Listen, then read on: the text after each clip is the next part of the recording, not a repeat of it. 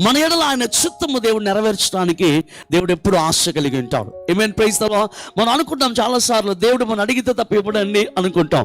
But నేను నమ్మే సత్యం ఏంటంటే, నీవు దేవుని మార్గంలో యందు దేవునికి లోబడి దేవుని చిత్తానుసారంగా నువ్వు జీవిస్తున్నప్పుడు నువ్వేది అడగనవసరం లేదు.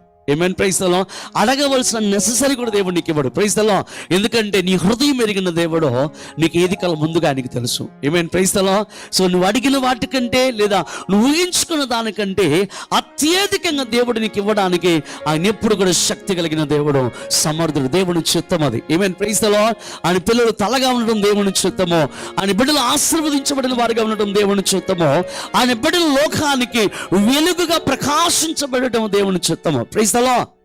ఆమేన్. హల్లెలూయా, హల్లెలూయా, హల్లెలూయా, హల్లెలూయా.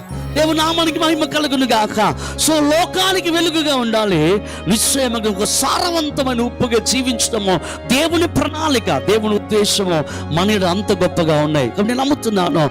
అంటే దేవుడు అంటాడు, ఈ భూమి కంటే ఆకాశము ఎంత గొప్పగా కనబడుతుందో, ఆమేన్, ఈ భూమి కంటే ఆకాశం ఎంత గొప్పగా ఉన్నదో దేవుని తలంపులను, దేవుని మార్గములను, దేవుని ఆలోచనలు ఈ సంఘం మీద అంత ఉన్నతముగా దేవుడు జరిగించబోతున్నాడు. ఆమేన్. Praise the Lord. అంత ఉన్నతముగా దేవుడు చేయడానికి ఆయన ఇష్టపడుతున్నాడు.